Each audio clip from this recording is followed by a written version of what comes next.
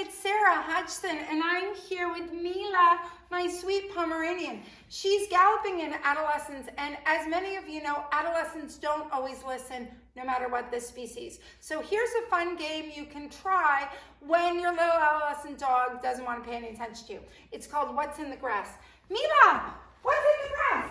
What's in the grass? Okay. Oh, yay! Use a high-value treat. So what's in the grass is going to get a lot of attention. Mila, what's in the grass? What's in the grass? Good girl, Mila, what's in the grass?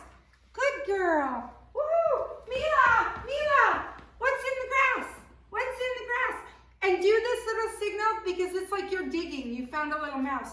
Mila, what's in the grass? Yay! Good girl, Mila. You're so smart. Good girl.